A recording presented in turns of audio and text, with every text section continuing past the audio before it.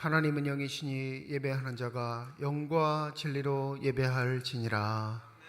거룩하신 하나님 아버지의 부르심을 받들어 이 자리에 나와 예배드리는 주의 자녀들의 예배를 기뻐 받아 주시옵소서. 진실된 마음과 정직한 영으로 삼위일체 하나님의 성호를 찬양하며 예배드릴 때에 하나님이시여 영으로 임재하여 주셔서 주님만이 줄 수 있는 평강과 기쁨이 저희 심령 가운데 가득 넘치게 하여 주시옵소서. 감사드리며 우리 주 예수 그리스도의 이름으로 기도드립니다. 아멘.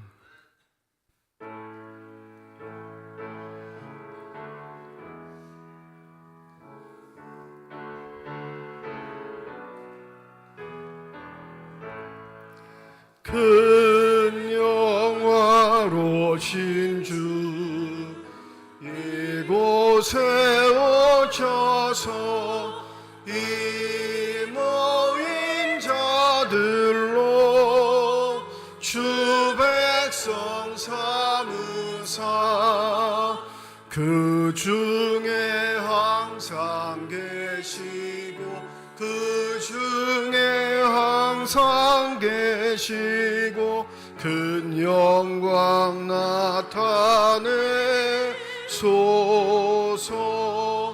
이 백성 기도와 또 예물 드림이 향내와 같으니 곧 받으옵소서.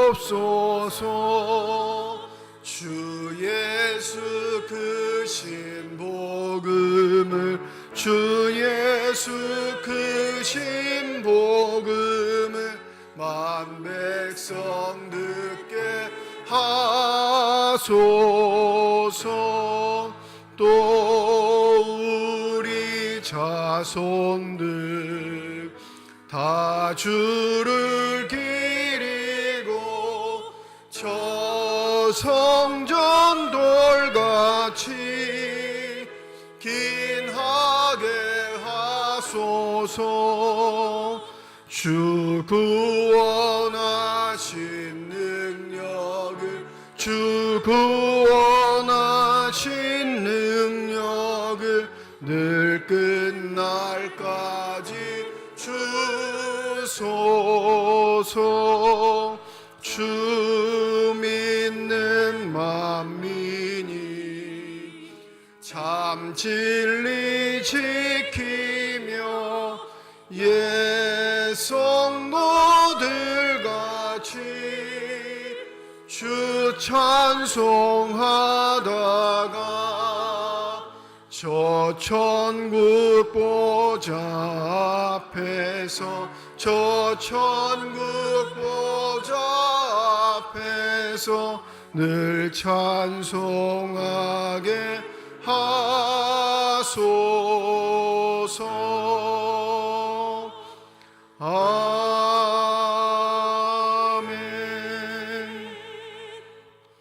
나의 영혼이 잠잠히 하나님만 바라며 나의 구원이 그에게서 나오는도다.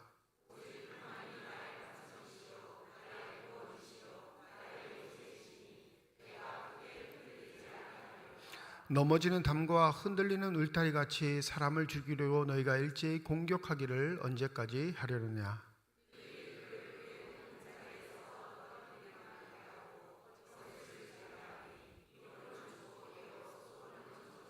나의 영혼아 잠잠히 하나님만 바라라. 무릇 나의 소망이 그로부터 나오는도다.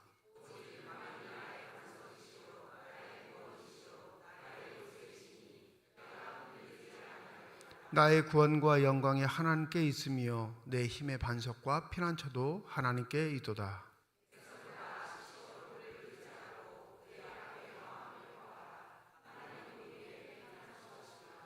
아멘. 지난 한 주간 동안의 삶을 되돌아보며 주님 앞에 참회의 기도를 드립니다.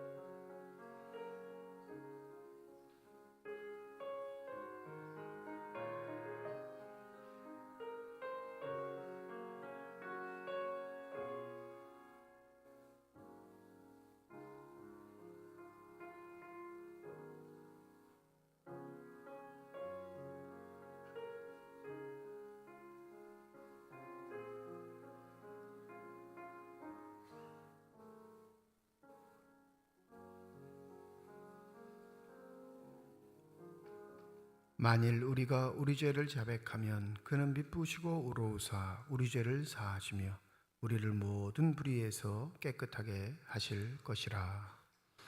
나는 전능하신 아버지 하나님 전지의 창조주를 믿습니다. 나는 그의 유일하신 아들 우리 주 예수 그리스도를 믿습니다.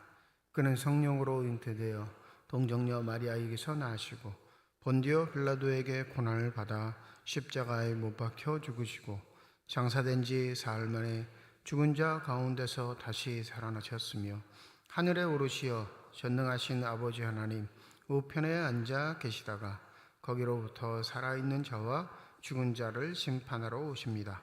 나는 성령을 믿으며 거룩한 공교회와 성도의 교제와 죄를 용서받는 것과 몸의 부활과 영생을 믿습니다. 아멘.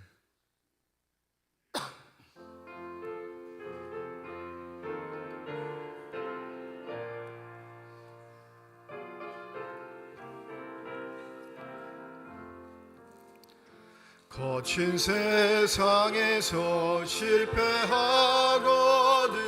그 손 못 자국만 줘라. 고된 일 하다가 힘을 얻으리 그 손 못 자국만 줘라. 그 손 못 자국만 줘라. 그 손 못 자국만 줘라. 주가 널 지키며 인도하시리. 그 손 못 자국만 줘라. 내가 어둠 속을 걸어갈 때에 그 손 못 자국만 줘라. 주가 참 평안을 내게 주시리. 그 손 못 자국만 줘라. 그 손 못 자국만 줘라. 그 손 못 자국만 줘라. 주가 널 지키며 인도하시리. 그 손 못 자국만 줘라. 내가 부활의 주 따라가려면 그 손 못 자국만 줘라. 내가 주 안에서 길이 살리라. 그 손 못 자국만 줘라. 그 손 못 자국만 줘라. 그 손 못 자국만 줘라. 주가 널 지키며 인도하시리. 그 손 못 자국만 줘라. 너의 죄악의 짐 무거울 때에 그 손 못 자국만 줘라. 마음 문 열고서 주를 모셔라. 그 손 못 자국만 줘라. 그 손 못 자국만 줘라. 그 손 못 자국만 줘라. 주가 널 지키며 인도하시리. 그 손 못 자국만 줘라.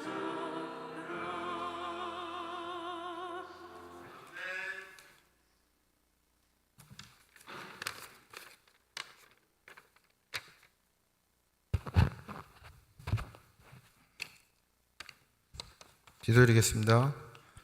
존귀와 영광을 받으시기에 합당하신 하나님 아버지, 온 인류를 위해 친히 목숨을 바치신 예수님의 사랑과 독생자 예수님 이 땅을 보내시어 믿는 자들을 구원하신 하나님 아버지께 감사와 찬양과 존귀와 영광을 올려드리옵나이다. 하나님의 사랑은 이처럼 큰데 주님의 뜻대로 살지 못하고 우리의 욕심으로 살아가는 죄를 회개하며 용서를 구하노니 크신 사랑과 은혜로 정결케 하여 주시옵소서. 사순절 기간 동안에 예수님께서 세상을 구원하시기 위하여 이 땅에 오시었고 가르치시고 복음을 전파하시었고 모든 병과 약한 자를 치유하여 주신 사역을 먼저 깨닫게 하시고 우리는 얼마나 하나님께서 각 사람에게 부여한 사명을 실천해 왔는지 되돌아보게 하셔서 영의 띠를 바짝 조여매고 좀 더 분발할 수 있는 마음을 허락하여 주시옵소서. 또한 믿음이 머릿속에 쌓여 있고 입술에만 머물러 있는지 아닌지를 회개하는 시간이 되게 하여 주시옵소서. 예수님께서 먼저 행하신 섬김과 낮아짐과 희생과 사랑과 사명을 잘 감당하도록 다짐하는 시간이 되게 하옵소서. 사랑과 용서를 실천하게 하여 주시옵소서. 하나님을 사랑하고 이웃을 사랑하라고 하신 세 계명을 삶 가운데 실천하게 하시옵고 형제의 눈에 티는 보지만 내 눈에 있는 들보는 깨닫지 못하는 어리석은 제가 아니라 나의 티를 크게 보게 하시어 절제할 수 있도록 하시고 형제의 티는 용서할 줄 아는 덕을 실천하게 하옵소서. 성부 하나님, 성자 예수님, 성령님께서 누구인지를 더욱 깊이 알아가도록 도우소서. 오직 예수 그리스도 하나면 충분하다라는 성론도 중요하지만 말씀과 기도와 찬양을 통하여 하나님을 더욱 제대로 깊이 만나는 과정을 통과하여 사이비 복음, 거짓 복음에 현혹되지 않는 굳건한 믿음이 자리 잡게 하옵소서. 이 지역의 복음화를 위하여 세우신 삼척중앙교회입니다. 하나님의 말씀과 하나님의 이름 그리고 예수님의 보혈이 우리 영적 무기임을 마음에 새기게 하시어 하나님의 말씀을 기준 삼아 자신의 태도를 늘 점검하며 성도 간에 서로 이해하고 배려하고 연합하고 합력하여 주님이 세우신 교회를 잘 성장시켜 나아갈 수 있도록 도와주시옵소서. 하나님께 영광을 올리는 임마누엘 창량대의 찬송을 기쁘게 받아주시옵고 교회 안에서 주님만 바라보며 날마다 묵묵히 봉사하는 손길이 많습니다. 그들이 충성히 가정과 하는 사업과 상업 위에 60배 100배 축복하여 주시옵소서. 성령으로 함께 하시는 하나님 아버지, 하나님의 말씀을 전하실 양한문 목사님께서 너를 위한 것이라는 주제로 말씀을 전하실 때 마음에 새기는 은혜의 말씀이 되게 하여 주시옵소서. 영적으로 또는 연약한 몸을 주님께 의지하여 도우심을 바라보고 있는 한우들에게 신유의 은사를 내리시어 회복하여 함께 예배할 수 있도록 도와주시옵소서. 사정으로 예배에 참석하지 못한 성도님과 온라인으로 예배를 드리는 성도들을 주님께서 기억하시고 이 자리에 있는 것 같은 동일한 은혜를 내려 주시옵소서. 예배의 시간 주님께서 함께 하셔서 마치는 시간까지 인도하여 주시옵기를 간구하며 우리를 죄에서 구원하신 우리 주 예수 그리스도의 이름으로 기도드립니다. 아멘.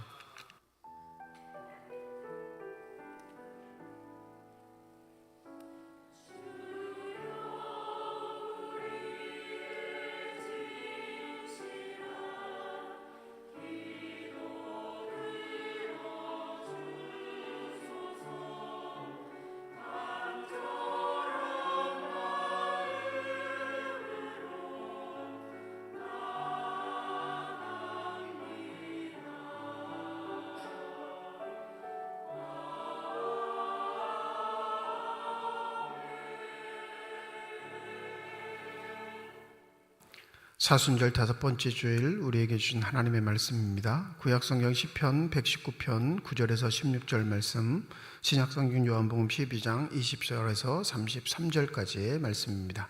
다 함께 자리에 일어나 하나님의 말씀을 받겠습니다.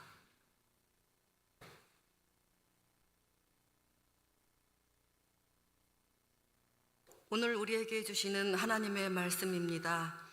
청년이 무엇으로 그의 행실을 깨끗하게 하리이까? 주의 말씀만 지킬 따름이니이다. 내가 전심으로 주를 찾았사오니 주의 계명에서 떠나지 말게 하소서. 내가 주께 범죄하지 아니하려 하여 주의 말씀을 내 마음에 두었나이다. 찬송을 받으실 주 여호와여, 주의 율례들을 내게 가르치소서. 주의 입의 모든 규례들을 나의 입술로 선포하였으며 내가 모든 재물을 즐거워함 같이 주의 증거들의 도를 즐거워하였나이다.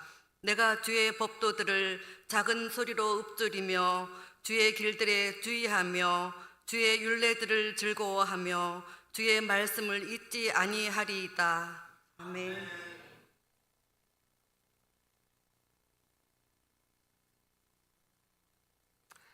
명절에 예배하러 올라온 사람 중 헬라인 몇이 있는데 그들이 갈릴리 벳세다 사람 빌립에게 가서 청하여 이르되 선생님이여 우리가 예수를 배우고자 하나이다 하니 빌립이 안드레에게 가서 말하고 안드레와 빌립이 예수께 가서 여쭈니 예수께서 대답하여 이르시되 인자가 영광을 얻을 때가 왔도다. 내가 진실로 진실로 너희에게 이르노니 한 알에 밀이 땅에 떨어져 죽지 아니하며 한 알 그대로 있고 죽으면 많은 열매를 맺느니라. 자기의 생명을 사랑하는 자는 잃어버릴 것이요 이 세상에서 자기의 생명을 미워하는 자는 영생하도록 보존하리라.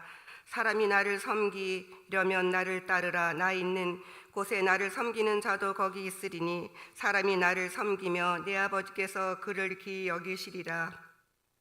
지금 내 마음이 괴로우니 무슨 말을 하리요.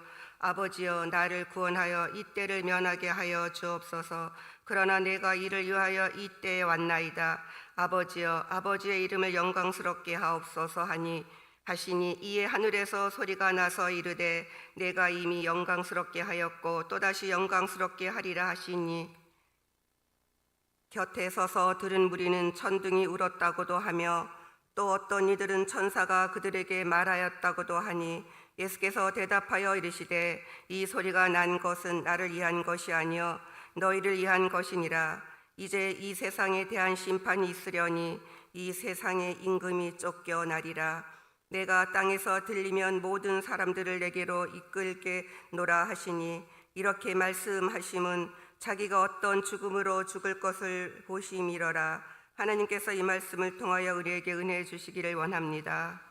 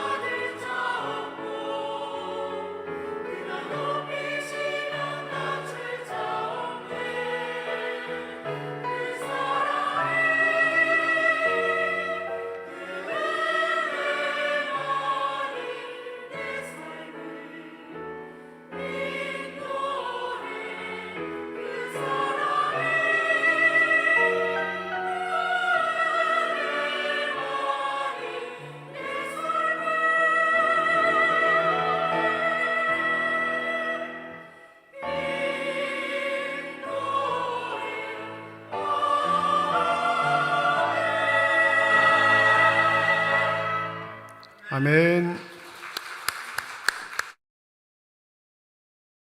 기도하겠습니다. 이 시간 우리들의 눈을 열어주셔서 주님의 얼굴 바라보게 하여 주시옵시고, 우리들의 귀를 열어주셔서 주 음성 듣게 하여 주시옵소서.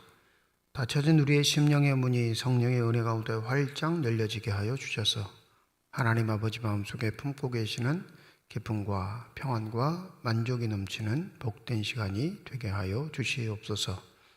감사드리며 우리 주 예수 그리스도의 이름으로 기도드립니다. 아멘. 신학교에 입학할 때 입학 인원이 120명 가까이 됐었습니다. 근데 졸업할 때는 그 120명 가운데 3분의 1 정도만 졸업할 수 있었죠. 3분의 2는 그 4년 동안에 다 사라진 거예요. 그러면 이 남은 3분의 1의 인원이 대단하다 생각하시겠지만, 저도 그 3분의 1에 포함되긴 했지만 제가 평가하기엔 대단한 사람들이 이미 다 학교를 떠났어요. 똑똑하거나 명철하거나 칼 같은 진리의 사수를 하려고 하는 성향을 가진 사람들은 거의 1, 2학년 때 다 자퇴를 해버렸습니다. 이 졸업하는 사람들은 보통 어떤 사람이냐면 그냥 그려듯이 사는 사람이에요. 이래도 좋고 저래도 좋은 사람들, 휩쓸려서 사는 사람들, 굉장히 똑똑하거나 명철하거나 지혜로워서 학점 잘 따서 졸업하는 게 아니라 그 시간들을 그냥 그러듯이 해가지고 버텨낸 사람들이, 졸업하는 사람들이 대다수였습니다. 이게 좀 의아스럽겠다 생각하시겠지만 우리의 신앙생활도 마찬가지인 것 같아요. 주님의 인도하심을 따라 사는 건 굉장히 명철하고 똑똑해서 그 인도하심을 따라 살 수 있는 게 아니라 그 사한 사람마다 함께 하시는 하나님께 나를 맡기는 자, 그렇게 의탁하는 자들이 누릴 수 있는 귀한 축복이라는 사실을 잊지 않으셨으면 좋겠습니다. 그런 그 명철한 자와 똑똑한 자들은 다 낙오했는가? 그렇지 않을 때도 참 있더라고요. 수년이 지나서 재입학하는 친구들, 동기였는데 이제 후배가 되는 사람들이 된 거죠. 깎이고 연단 받아서 두리뭉실하게 됐을 때 졸업하게 되는 것을 본 적이 참 많습니다. 오늘 본문 말씀이 바로 우리에게 그걸 안내해 주는 말씀이기도 합니다.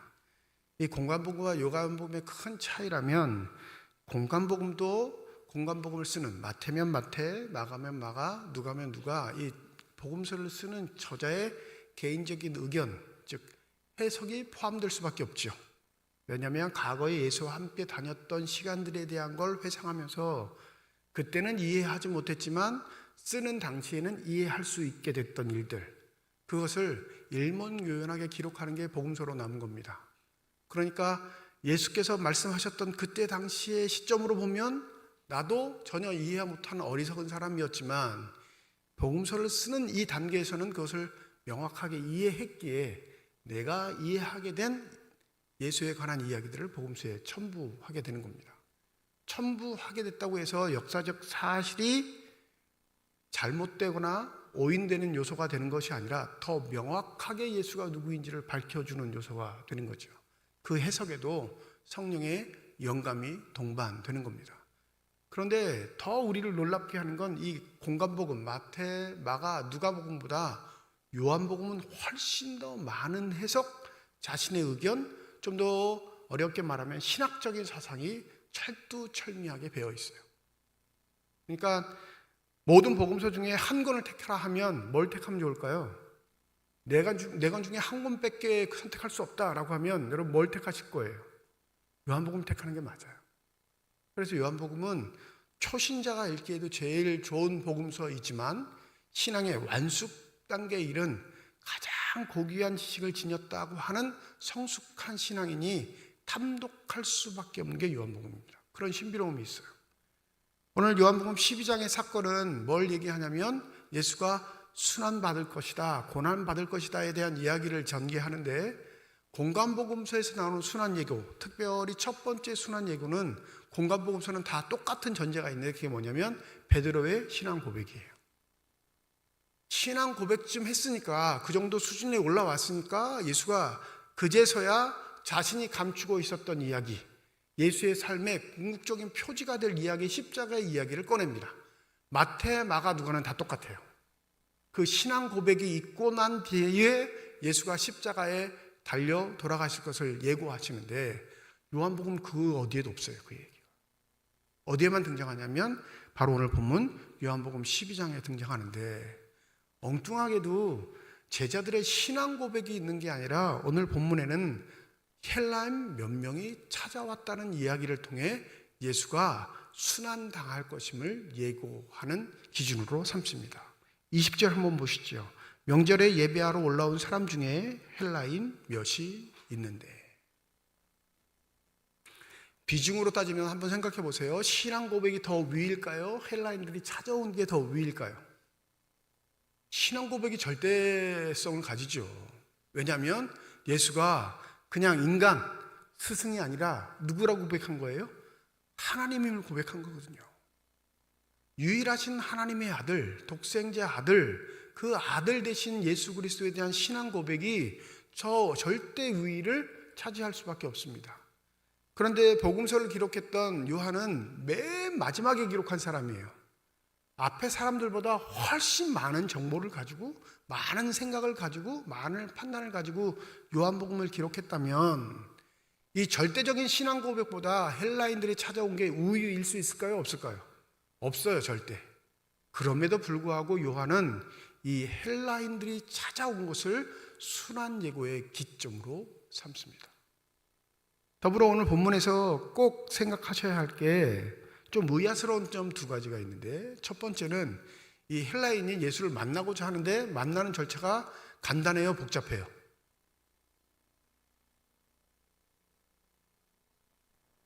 이게 한 가지 의아스러운 점이고요.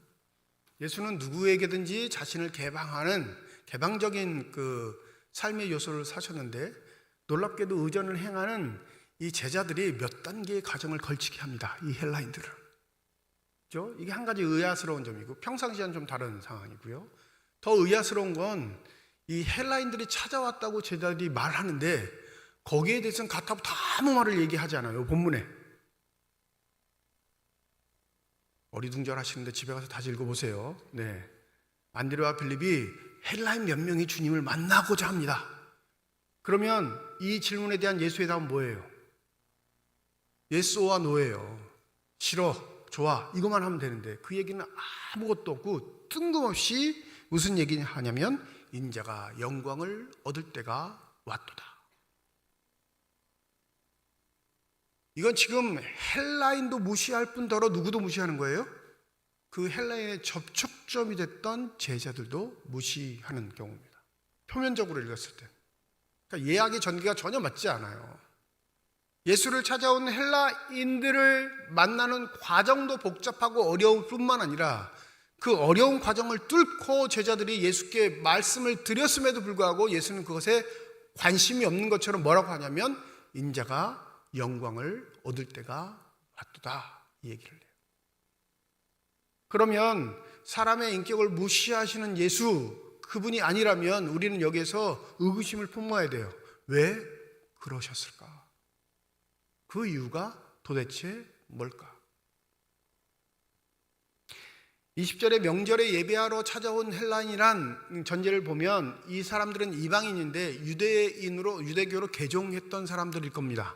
왜냐하면 이방인이 굳이 유대인 명절에 예루살렘에 와가지고 성전에서 제사를 드릴 이유는 없으니까요.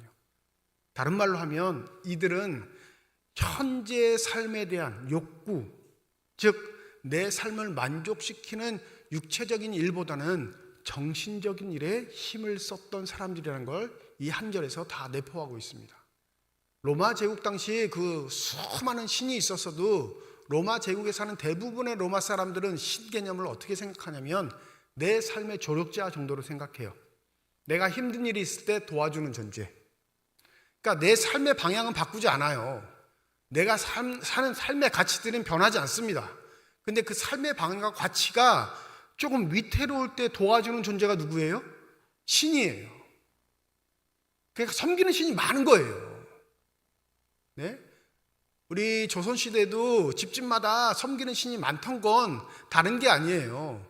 내 삶의 가치는 정해졌는데 그 삶의 가치의 동반자, 조력자가 되는 걸 신이라고 여긴 거예요. 우리 아들, 딸들이 먼 길 가는데 건강하게 잘 갈 수 있도록 가는 길에 도와주는 조력자 정도가 신으로 여긴 게 로마 사회에서는 보편적이었습니다. 그러니까 신전 제사는 그렇게 많이 드리지 않아요. 나라의 명절, 중요한 때 딱 몇 번만 드리지 나머지 모든 것들은 개인의 삶에서 그냥 개인이 숭배하고 경배할 뿐이에요.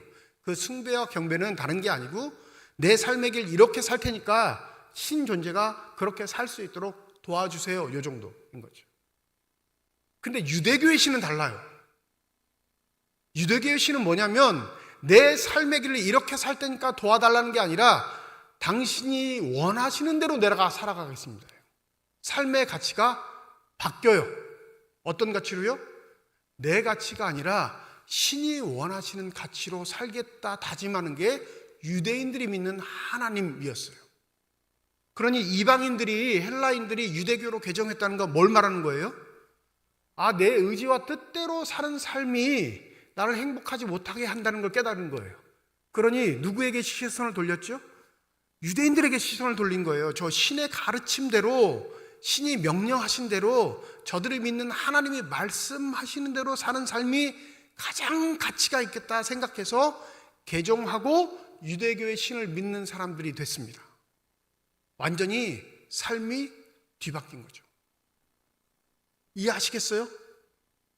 만약 여러분 예수를 믿으시면서 내 삶의 가치가 정해져 있고 그 가치의 조력자로서의 예수를 부르신다면 여러분 이방신을 섬기는 것과 똑같은 거예요. 그런데 유대교 전통의 하나님이 기독교의 성부 하나님이 되시니까 그 하나님의 가르침에 따라 내가 살아가기를 각오하는 건 이미 믿음의 출발선상에 들어서신 겁니다. 이 헬라인들이 예수를 찾아왔다는 건 더 위대한 일인 게 뭐냐면 그냥 보편적으로 유대인들이 믿는 하나님이 아닌 저 예수가 가르치는 가르침이 자신들에게 더욱더 유익할 거라 생각해서 예수의 제자들을 찾아 예수를 배우고자 요청한 겁니다. 오늘 21절에 이렇게 말하죠. 선생이여 우리가 예수를 배우고자 하나이다. 이 헬라인들이 직접 빌립에게 전달한 말이에요. 이 헬라인들도 참 지혜로웠어요. 예수의 여러 명의 제자들 가운데 빌립에게 접근한 건 물론 빌립과 연관성이 있다 생각할 수도 있겠지만 빌립의 이름이 헬라어이기 때문에 그래요. 헬라 이름을 사용하는 사람 빌립 안드레입니다. 그러니까 자신들과 접촉점이 있는 사람들을 통해 예수를 만나보고자 청했는데 이때 배우고자 하다라는 동사를 헬라어에서 찾으면 이데인이라는 동사를 사용하는데 이게 뭐냐면요 이해하다, 알다, 지각하다예요. 깨닫는 거에 의미가 있어요. 예수를 보고 인사하는 게 아니라 뭘 말하는 거죠? 예수의 가르침을 내가 받아들이기를 원합니다. 좀 더 쉽게 말하면 내가 예수의 제자가 되기를 원합니다. 그냥 한 번 보고 인사하고 안녕하세요 안부를 묻는 정도가 아니라 내가 각오하고 왔습니다. 명절에 예수께서 올라오신 걸 내가 분명히 알기 때문에 이렇게 온 건 내가 헬라인이긴 하지만 예수를 나의 스승으로 또 내가 예수의 제자로 살기 위한 고백이니 예수를 좀 만나보게 해 주십시오. 이 청원인 겁니다. 여러분 한번 생각해 보시죠. 이거 고귀해요? 고귀하지 않아요? 고귀하죠. 보통 결단 아닙니다. 어마어마한 결단인 거예요. 그런데 예수는 이 사람들의 의견을 아주 기쁘게 받아들이거나 칭찬하지도 않고 뭐 하세요? 듣지 않은 것처럼 무시하시고 자기 얘기를 하세요. 23절이죠. 인자가 영광을 얻을 때가 왔도다.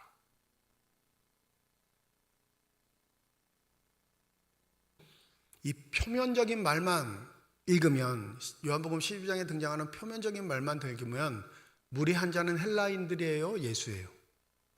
예수가 무리합니다.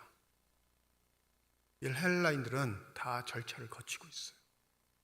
다이렉트로 예수 앞에 막무가내로 나온 것도 아니고요.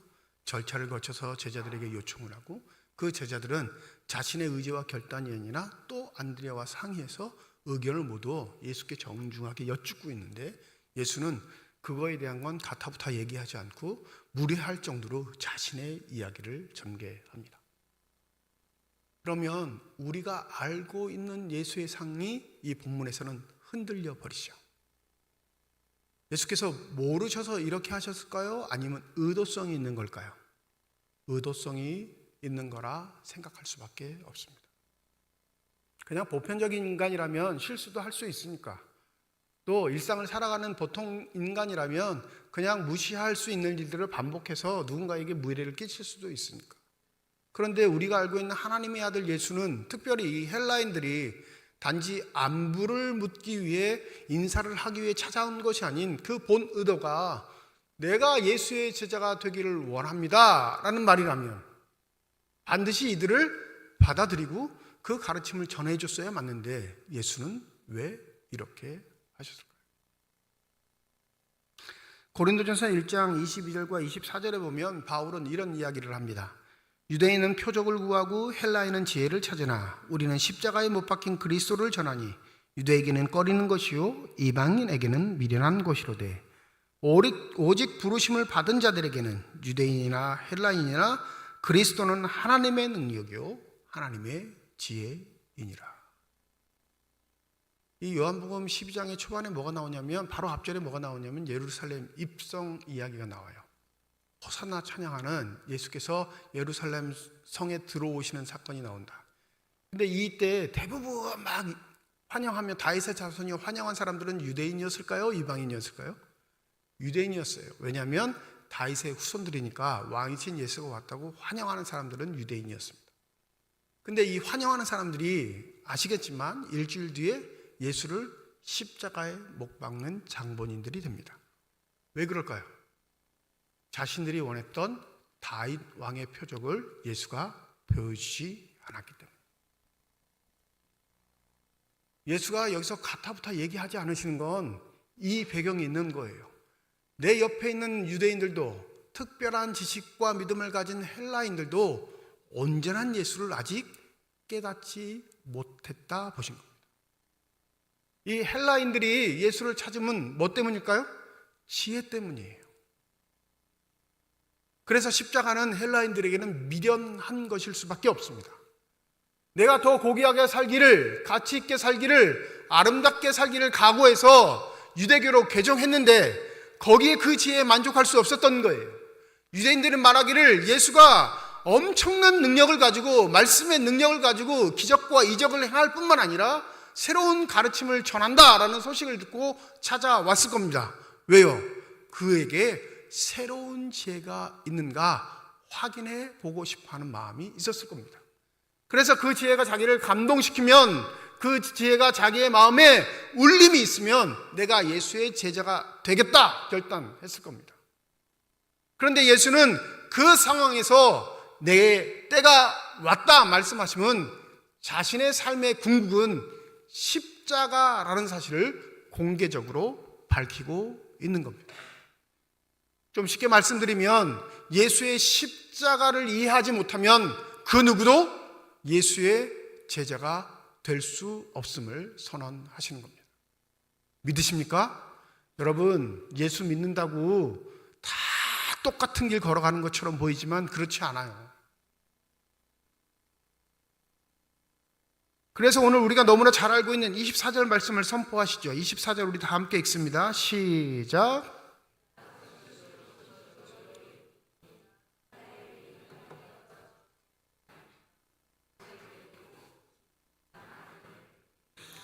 오늘 읽은 요한복음 12장 24절의 말씀이 여러분 아주 기이한 일이에요. 자연적인 보편적 현상이에요. 다시 한번 여쭙게요. 이 24절의 내용이 아주 대단한 진리인가요? 아니면 아주 초보 농사꾼도 알 수 있는 보편적 이야기인가요? 근데 왜 예수는 중요한 순간에 이 이야기를 던져주셨을까요?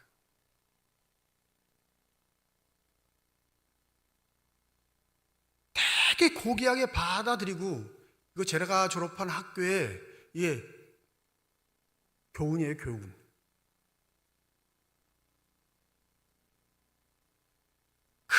많고 많은 구절 중에 왜 이 교훈을 땄을까요?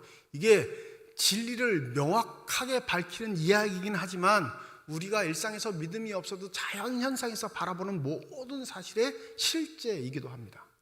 그러니까 예수가 말씀하신 그 말씀이 대단한 게 아니라니까요. 24절이 우리가 받아들이지 못할 게 아니라 충분히 받아들일 만한 일을 하시는데, 이게 우리의 삶에서는 받아들이지 않는 게 뭐냐면 뭐와 연결되어 있죠?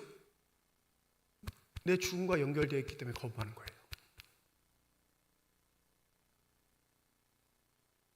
식물에 관해서는 당연하다고 이치로 택하는 게, 이 식물이 죽어야, 이 씨앗이 죽어야 뭐가 생겨요?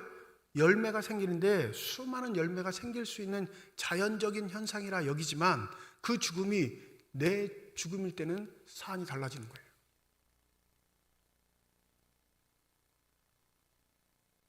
너희들 내 제자가 된다는 건 나를 따르는 자가 된다는 건데, 나를 따르는 건 내 삶의 선택에 오류가 없고 거짓이 없어 그 선택이 참이라 여기는 자들이 똑같이 선택하는 삶이 내 제자가 되는 거야. 이 얘기를 하고 싶어요. 그러니 그리스도의 제자들은 죽음이 곧 또 다른 생명의 결실이란 확증을 갖고 사는 사람들입니다. 여러분, 농부가 씨앗을 딱 심고 야, 너 죽어? 이렇게 명령해요? 그럼 열어보나? 얘 죽었나 안 죽었나? 이렇게 열어봐요? 그건 자연적 이치예요. 당연히 그렇게 구성되어 있는 이치니까 당연히 믿고 싶습니다. 내 삶은요, 자연과 동떨어져 있나요? 자연 속에 있나요? 자연 속에 있어요. 내 삶도 자연의 이치와 위배되거나 대척되지 않아요. 나도 자연의 일부니. 그러면 자연의 법칙이면, 고상한 진리의 법칙이 아니고 자연의 법칙이면 내 죽음도 내 죽음으로 끝나나요? 또 다른 열매가 맺혀질까요? 그걸 신앙적으로 예수가 말씀하죠. 그런데 아시죠? 저의 여러분, 죽기를 원해요? 살기를 원해요? 살기를 원하죠. 그러니 예수와 먼 겁니다. 그런 예수와 가까워질래야 가까워질 수가 없습니다. 25절 이렇게 말씀하시죠. 자기 생명을 사랑하는 자는 잃어버릴 것이요, 이 세상에서 자기 생명을 미워하는 자는 영생하도록 보존하리라. 예수를 믿는 이유가 내 생명을 사랑해서예요. 내가 살고자 위함입니다. 예수를 따르는 이유가 내가 더 잘되기 위함입니다. 어떤 어려움이 있어도 예수를 끝까지 붙잡는 이유가 내가 내 힘으로는 감당할 수 없는 그 일, 그 성공을 위해 예수를 붙잡는 사람도 많습니다. 근데 이건 진리의 삶이 아니에요. 그래서 헬라인이 찾아왔을 때 예수는 가타부타 얘기하지 않고 제자도의 핵심, 곧 나를 따르는 건 내가 아버지를 따르는 것처럼 그런 삶이어야 곧 하나님의 자녀로서의 은혜를 누린다는 걸 나타내고 있으신 겁니다. 근데 한 가지 유의하실 게 있어요. 예수는 이 죽음을 두려워했을까요? 두려워하지 않으셨을까요? 두려워하셨어요. 그래 오늘 본문에 등장하잖아요. 27절입니다. 지금 내 마음이 괴로우니 무슨 말을 하리요? 아버지여 나를 구원하여 이때를 면하게 하여 주옵소서. 이게 인간이 갖고 있는 죽음에 대한 공포입니다. 그러니 여러분, 예수의 결정이 우리와는 차원이 달라서 어마어마하게 대단한 분이셔서 우리와는 다른 형편이셔서 당연히 예수는 선택할 수 있지만 우리는 선택하지 못한다고 우리의 믿음을 합리화시키지 마십시오. 예수도 두려워하셨어요. 예수도 무서워하셨습니다. 예수도 피하고 싶어 하셨습니다. 근데 한 가지 다른 게 뭐였죠? 예수는 아버지의 영광을 위해 사는 것이, 진리를 위해 사는 것이, 그것이 영원한 생명을 얻는 삶의 비결임을 알고 계셨습니다. 그래서 뭐라고 하시죠? 아버지의 영광을 위해서 내가 결정하는 일에 아버지의 도우심이 필요하다 기도하신 겁니다. 그러니 우리가 따르고 있는 예수 그리스도, 우리가 진리며 구세주라고 믿고 있는 예수 그리스도를 그냥 제3자 입장에서 바라보는 건 제자일 수가 없는 거예요. 그의 삶이 곧 내 삶이 되었을 때 그를 하나님의 자녀 예수 그리스도의 제자라 말할 수 있는 겁니다. 좀 더 쉽게 설명드리면 내가 죽고 죽은 이후에 피어나는 생명이 하나님의 영광이 된다는 사실을 잊지 마시기 바랍니다. 한번 스스로에게 물어보세요. 나는 죽고 있는가? 현재 진행형은 아니지만 죽고 난 이후에 우리에게 주신 생명의 은혜가 구원의 은혜인 줄 믿습니다. 과거에 나는 이미 죽었어요. 내가 요구하는 삶의 지혜들은 죽은 겁니다. 그런데 여전히 살아있기에 방황하는 겁니다. 여전히 살아있기에 인내하지 못하는 겁니다. 여전히 그것을 내세우기에 나의 주장을 관철하기 위해 사는 것처럼 어리석은 삶을 살아가는 거죠. 골로새서 2장에 보면 바울이 이런 이야기를 합니다. 여러분은 그리스도와 함께 죽어서 세상의 유치한 원리에서 떠났는데 어찌하여 아직도 이 세상에 속하여 사는 것 같이 규정에 얽매여 있습니까? 붙잡지도 말아라, 맛보지도 말아라, 건드리지도 말아라 하니 웬 말입니까? 이런 것들은 다 한때 쓰다가 없어지는 것으로 사람의 규정과 교훈을 따르는 것입니다.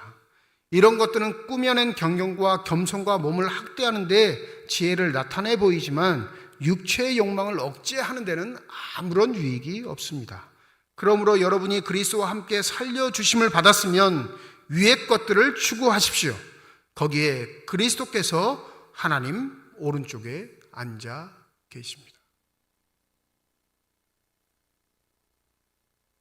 내가 죽은 역사가 확실하고 다시 살리신 하나님의 은혜로 말미암아 내가 새 생명을 살고 있다면 그 새 생명의 근거는 하늘의 것을 추구하게 되어 있습니다. 믿으십니까? 그게 없으면 심각하게 고민하셔야 돼요. 그게 내 삶의 우선순위가 아니면 되돌아보셔야 한다고요. 예수를 믿는 것과 이전의 삶이 하등 차이가 없으면 여러분 내가 죽은 거 착각하고 있는 거예요. 하늘에서 음성이 들리죠? 예수가 고민하면서 기도하시는 음성을 듣고 하나님 뭐라고 하셔요? 괜찮아. 내가 영광을 받았고 앞으로도 영광을 받게 될 거야. 이렇게 위로하시는 말씀을 전하세요. 근데 예수가 뭐라고 하시냐면 주위에 있는 사람들에게 말씀하시죠. 이 음성은 너희들을 위한 거야. 나는 이미 각오했고 결정했고 그 길을 갈 텐데 이 길 앞에서 두려워하는 너희들을 위해 하나님이 음성을 너희들에게 들려주셨어. 우리 죽기를 각오하다라는 말을 쓸 때가 있습니다. 죽기를 각오하다. 자녀들에게 말 잘하죠. 야 이놈아, 죽기를 각오하면 못할 게 뭐가 있어. 이렇게 공부도 못하고 막 이렇게 혼낼 때. 근데 그 말을 내뱉을 때 정말로 죽으려고 각오하는 거예요? 최선을 다하라는 거예요. 여러분 죽기를 각오하는 사람 없어요. 근데 신앙의 진리는 죽기를 각오하는 게 아니고요, 죽는 거예요. 왜요? 그 죽음이 생명이 되는 유일한 방법이기 때문에 그렇습니다. 나 하나가 죽는데 그 하나로 생명이 살아나는 게 아니라 나 하나의 죽음이 수많은 생명이 될 수 있는 게 기독교의 진리이기 때문에 그렇습니다. 섬기시면서 그 생각 하시나요? 성도들과는 교제하시면서 그 생각하세요? 여러분 시험 들었다는 건 내가 아직 죽지 않았다는 거예요. 기분 상했다는 건 여전히 내 의가 살아있다는 겁니다. 근데 하나님이 사랑하시면요 그 자리 다시 돌아와요. 네? 나만 엄청 고생하고 출발점에 다시 쓰는 거예요. 기독교의 진리는 죽어야만 알 수 있는 생명의 신비가 있습니다. 부디 우리가 살고자 노력해서 예수를 끌어들이는 삶이 아니라 죽음을 통해 새 생명을 허락하신 예수의 은혜가 나의 삶의 빛이라면 그 빛으로 부르신 예수의 삶이 나의 삶의 되기를 각오하고 결단할 수 있는 저와 여러분이 되시기를 소원합니다. 바울은 이 말로 우리를 위로합니다. 죽은 자의 부활도 그와 같으니 썩을 것으로 심고 썩지 아니할 것으로 다시 살아나며, 욕된 것으로 심고 영광스러운 것으로 다시 살아나며, 약한 것으로 심고 강한 것으로 다시 살아나며, 육의 몸으로 심고 신령한 몸으로 다시 살아나느니, 육의 몸이 있은즉 또 영의 몸도 있느니라. 여러분, 우리를 초대하신 예수의 부름에 응답하는 건 곧 내 죽음이 생명이 된다는 진리에 있음을 잊지 마시고, 그 부르심에 올곧게 아름답게 살아가실 수 있는 저와 여러분이 되시기를 주님의 이름으로 축원드립니다. 기도하겠습니다. 지혜를 찾는 헬라인들, 표적을 찾는 예수에 가까운 유대인 제자들을, 그 모두에게 생명의 진리를 주신 말씀이 오늘 요한복음 12장 말씀입니다. 그런데 과연 현대사회에서 예수를 믿는다 하는 우리들은 이 진리의 말씀처럼 내 삶은 죽었고 예수께서 주신 새 생명의 기운으로 살아가고 있는지요? 부디 입으로만 하나님의 영광을 위해 산다 떠들지 말고, 우리의 육신의 삶, 몸의 삶이 곧 아버지를 영광스럽게 하는 삶이 될 수 있도록 십자가를 올곧게 바라볼 수 있는 믿음의 선한 사람들이 되게 하여 주시옵소서. 감사드리며 우리 주 예수 그리스도의 이름으로 기도드립니다. 아멘.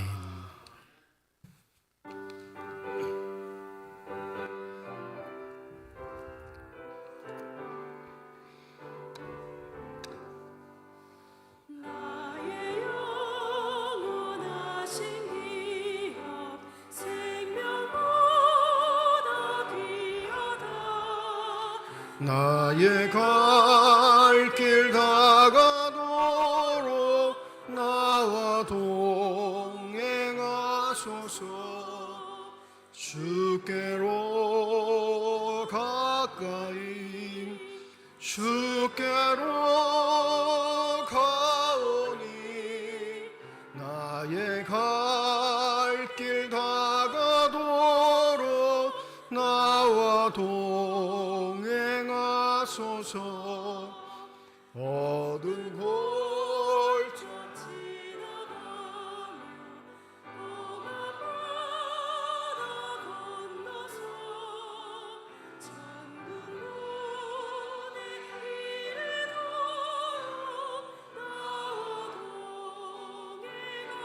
동행하소서. 주께로 가까이 주께로 가오니, 나의 갈 길 다가도록 나와 동행하소서. 아멘. 홍종우 장로님 가정에서, 김영숙 집사님 가정에서 건축 헌금 드리셨습니다. 하나님 아버지의 은혜와 사랑을 진심으로 감사드립니다.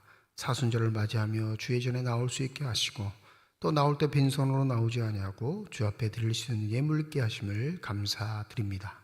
이 예물이 쓰여지는 곳 하나님의 사랑이 널리진 곳 되게 하시고, 하나님의 이름으로 심겨져 복되고 아름다운 열매들이 많이 맺혀질 수 있는 거룩한 예물 많이 되게 하여 주시옵소서. 예물을 드리며 기도의 점을 담아 드리는 손길과 과정 주께서 하십니다. 우리의 기도에 응답하시겠다, 우리와 함께 하시겠다 약속하신 주님, 그 약속의 말씀을 의지하고 삶의 자리에서 굳건한 신앙을 가지고 살아갈 수 있는 복된 삶들이 되게 하여 주시옵소서.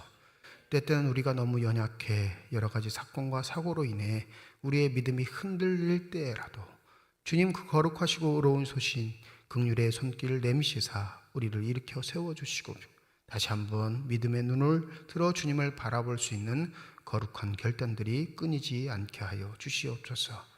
그리하여 우리의 삶의 자리에서 잘했다 칭찬하시는 하나님의 음성을 듣는 거룩한 믿음의 사람들 되게 하여 주시옵시고, 하나님의 나라를 사모하며 하루하루 우직하게 살아갈 수 있는 선한 사람들이 다 되게 하여 주시옵소서.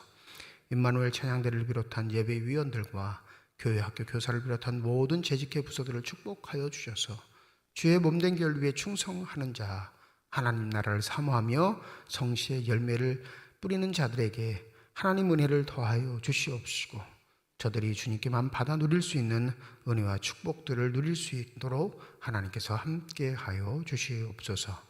병상에 누워있는 환우들, 또 그 환우들을 돌보는 가족들을 주님께서 아십니다.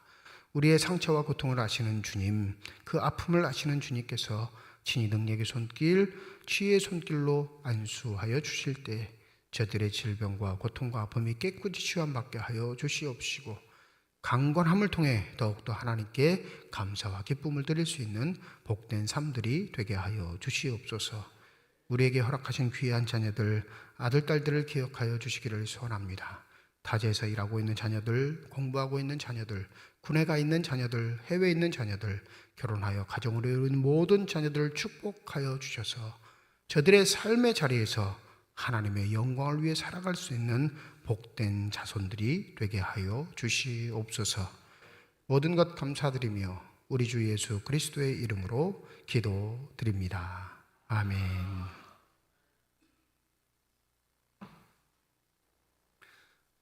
우리 함께 인사하겠습니다. 하나님의 축복이 여러분과 함께. 네, 감사합니다. 우리 옆에 분과 인사하시죠. 하나님의 축복이 옆에 계신 분과 함께. 오늘은 1부, 2부 예배를 모이고요. 세 번째 주일이긴 하지만 오늘 오후 찬양 예배는 따로 모이지 않습니다. 오후 찬양 예배 오늘 없다는 것 꼭 기억하시길 바랍니다. 다음 주일은 종려 주일로 지키는 주일이고 1부, 2부 예배는 모입니다. 고난주간 특별 새벽기도회가 이번 주 아니고 다음 주입니다. 25일 월요일부터 29일 금요일까지 고난주간에 월요일부터 금요일까지 새벽 5시 본당에서 모이게 됩니다. 각 교구장 장로님께서 기도해 주시게 될 거고요. 각 교구가 새벽이긴 하지만 특송을 하시게 됩니다. 다음 주일 주보의 세부 일정들을 알려드릴 테니까 한 주간 고난주간 특별 새벽기도에 많이 참석하시고 또한 신을 다져볼 수 있는 귀한 시간이 되시기를 바랍니다. 종려주일을 맞이해서 다음 주일 성찬 예식이 있습니다. 1부, 2부 예배 시간에 성찬 예식 진행하니까 기도로 준비하시는 한 주가 되시고 특별히 1부 예배 시간에는 성찬 예식 때문에 3층에 앉지 마시고 오시면 다 그냥 2층에 앉으시면 되겠어요. 3층에 앉았다가 2층으로 내려오고 막 이러시고 번잡스러우니까 다음 주 1부 예배 오실 땐 몇 층에 앉는다? 이렇게 말해도 3층에 앉는 사람이 있을까요? 없을까요? 있어요. 네. 꼭 다음 주에는 2층에 앉으셔서 성찬 예식 참여하시면 되시겠습니다. 2부 예배 시간에 2024년 전반기 세례 입교 예식이 있습니다. 전반기 세례자는 이정욱 씨, 입교자는 신지연, 김태규, 한상률 이렇게 총 4명이 세례 입교를 받게 됩니다. 정기당회가 오늘 오후 3시 1층 사무실에서 있습니다. 성경 통독 화요일부터 금요일 오전 10시부터 12시까지 지하 청년부실에서 있습니다. 온 세대 찬양과 경배 중보 기도 카드를 이제 작성해서 기도 카드 안에 넣어주시면 한 달에 한 번씩 모이는 그 온 세대 찬양 경배 시간에 우리 함께 기도를 나누게 됩니다. 오늘 아직 준비가 못 돼서 주중에 준비가 될 겁니다. 용지를 주문했는데 아직 용지가 도착하지 않아서 제작을 못 했는데 중보 기도 부탁하실 거 그냥 평상시에라도 누가 나를 위해서 기도해 줬으면 좋겠다 하는 걸 언제든지 수시로 적으셔서 그 기도함에 넣어놓으시면 다 취합을 해서 우리 그날 모이는 날 함께 기도하고 또 목회자들이 함께 늘 여러분들을 위해서 기도해 드리겠습니다. 빛이 되면 여러 가지 기도 제목 꼭 적으셔서 넣어주시면 되겠습니다. 노예 군농어촌부 임원 및 민간 군목 모임이 이번 주 화요일 오전 11시 삼척중앙교회에서 있고요. 강원연동 CBS 삼척운영이사회가 이번 주 수요일 오전 11시 시온성교회에서 있습니다. 다음 주일이긴 한데 다음 주일 오후 2시 30분 속초중앙교회에서 강원동 남성교회 연합회 순회 헌신 예배가 있습니다. 우리 교회가 남성교회 연합회 활동이 너무 안 돼가지고 미리 권고를 드립니다. 그러니까 남성교회 회원들은 다 참석하실 수 있는 거예요. 그래서 여러분들 마음이 있으시면 다음 주일 오후 예배 따로 없으니까요. 한번 관심을 가져보시고 참여하시는 것도 괜찮을 것 같습니다. 교회에서는 다음 주 12시 30분에 출발한다 알려드립니다. 이제 다 함께 자리에 일어나셔서 결단 찬양 하나님께 드리겠습니다.